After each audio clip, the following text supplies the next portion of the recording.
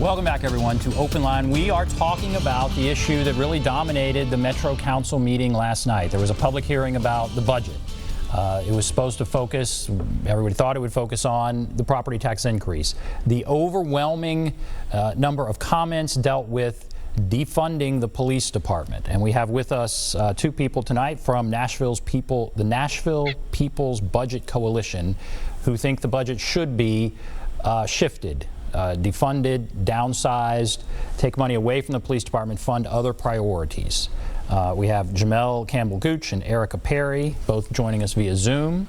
And we have a few calls, and we have a ton of comments on Facebook as well. So this is certainly going to generate a lot of discussion. Let's go to Linda here on the phones.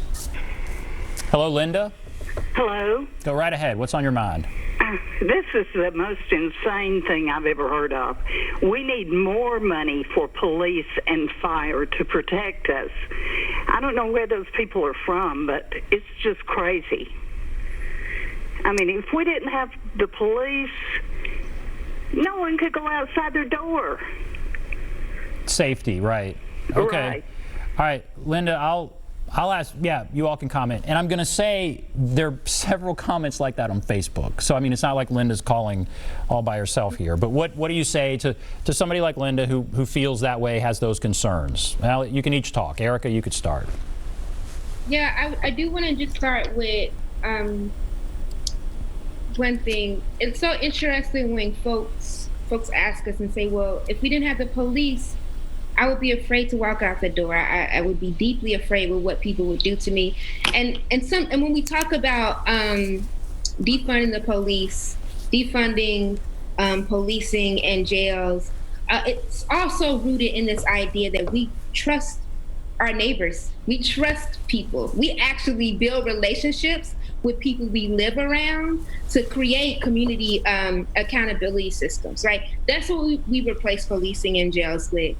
I think the kind of other answer to that around the idea that defunding the police is some far out idea is also that when our families and our communities are invested in, when our people have jobs, when our people have access to health care, including like mental health care, when our education system is fully funded, I think we live in communities that are less likely to cause like internal harm, right? And we can begin to address that and the root causes of it. And so there are two things. Like, one, I just don't believe that people are that bad.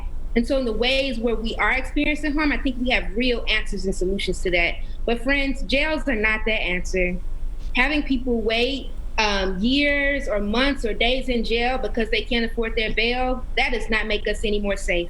And I challenge us to look at the ways in which, to look at whether the stats on crime have changed by how much money we've invested in policing and jails. And it hasn't. We aren't any more safer than we were when we started. And I think the reality is like this huge reliance and obsession on jails and prisons started around the Reagan era, right? And so now the country spends trillions of dollars on policing and jails, from the local level to the federal level. And I'm just not sure that we feel any safer. I actually believe that when we walk down the street, we're afraid of the police, right? We're afraid that our friends and our sisters who are trans, who are walking down the street, are picked up, and not only they dehumanized by the police, but they're also thrown into jail and can't get out because they can't pay bail. Now, right? At the same time, I mean, on the other side, there would be domestic disputes that are broken up by police. There are many people who do feel much safer because they can pick up 911 and call. And so how do we answer those concerns? And maybe Linda, maybe she was going along those lines. And Jamel, I'll let you answer that. Yeah, so first I want to say, first I want to answer the question where I'm from. And I just want to come because this is very personal to me, right? I grew up in 37208, and the years that I was born, it had the highest incarceration rate for my age group. Mm-hmm. The majority of people that grew up in my area were not killed by neighbors. They were taken away to jails for literally trying to survive in our area. So I also want to ask, people to like hold and say, like, literally, what would a community look like where your basic needs were guaranteed, right? Because I come from a place where if people don't have food, they fight. If people don't have cash on hand, they fight. If people don't have their bills, it cannot pay their bills, or don't make a livable wage to live in the area, they're fight. What if they had all of those things? Would they fight?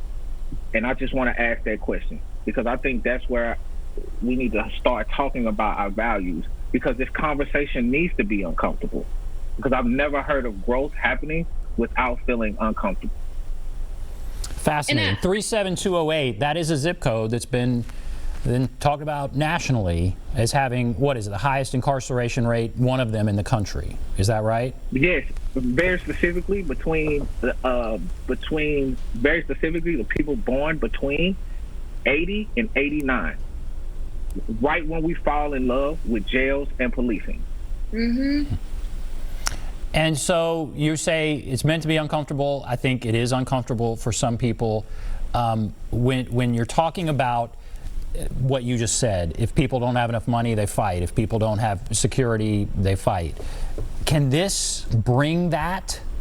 I don't think that's what Jamel said. I do want to be clear. Go ahead. Okay, what?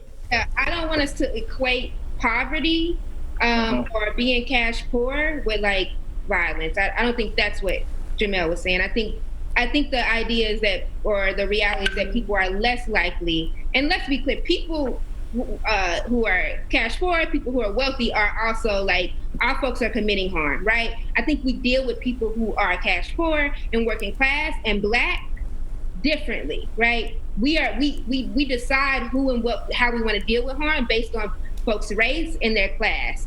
And so actually when we talk about divesting from policing, we're also talking about let's address anti-Blackness. Let's start to address classism. Because it's so, I'm sorry, I'm gonna stop, but just it's so interesting that in the same counties that where we're closing hospitals, we're finding money to create new jails. And so I don't know how that is not a moral issue as well. Okay, let's go with Timothy now on the phone here. Hello, Timothy. Yes, thank you so much for taking my call. I appreciate the opportunity. I really also appreciate the work that both Jamel and Erica are doing on this very important issue. And I want to just give a little bit of historic context, and I'll be brief. Prior to the period of enlightenment, people who practiced medicine did so by bleeding people. We look back at that idea as it being very rudimentary and pretty crazy.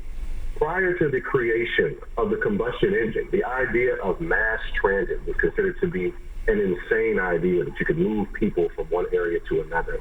But just 3 months ago, before the global pandemic really took hold in the world, the idea that some company called Zoom would have us being able to communicate with one another and be right and present with each other, despite the fact that we were separated by, in some instances, millions of miles, like all of that seemed really crazy, but now it's something we do every single day.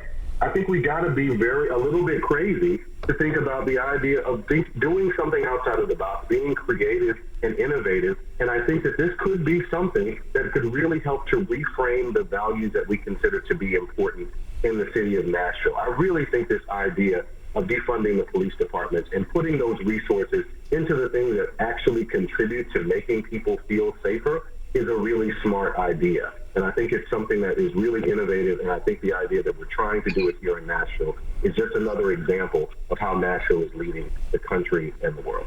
So Okay. Thank you so much. All right. Thank you. I guess, and you all are leading this, and there was a huge outpouring last night. Do you feel like we are trying to do this in Nashville? I mean, where do you think this is? I guess, again, that goes back to my point of what's going to happen in a couple of weeks when they vote on the budget, but it's maybe another way to ask that, and maybe I've already asked it. But he says, I'm glad we're doing this in Nashville. Do you feel like we are now doing this in Nashville? Yeah, and what's really interesting is when we think about public safety, the narrative that we have been hearing, that we are used to, or the norm has been policing in jails. But I think every time we decide to give more money to the education system to make sure that teachers and folks who work in the schools actually have livable and dignified wages, I think we are investing in public safety. Every time we decide, and also thank the mayor for the property tax and rental relief, the like close to $2 billion that is there. Every time we make decisions like that, we're investing in public safety. And so we're constantly thinking about that. But I think the idea that we should defund the police and divest from policing in jails, folks have been talking about that for at least a few years. And I'll pitch it to Jamel in a second, but Southerners on the ground has been saying end money bail and pretrial detention, right? Let's do something else. Let's not have our community members wait in cages because they cannot afford to pay bail. Let's release people on their own recognizance, right? Let's do some community release. Let's see what our people need when they're coming out of jail, what type of supportive services we can offer. Actually, and what's also really beautiful is that folks have been practicing what it looks like not to be invested in policing. And I think about the bailouts that Song has been doing in Nashville for the past 2 years, where they're saying, we're gonna go get our people, specifically Black mothers and Black caregivers, out of jail and bring them back home, and we're gonna make sure their needs are met. We're going to make sure the needs of their family members are met. So people have been actually being in practice of what it looks like to be invested in community. I also grew up in the church, right, where we've been practicing what it looks like to invest in community, where we're like, what does it look like for us to pool our money together to make sure our friends have food to eat, right, have health care and can afford their medicine. We've been practicing that. We've been practicing giving rides to our family and friends, to church, to school. And I just want to see us do that on a wider scale. And so what we're saying is not innovative, y'all. We can do this. Jamel, I'll let you comment. On the next caller. We have to take a break. We'll come right back. Take a break. Be back right after this.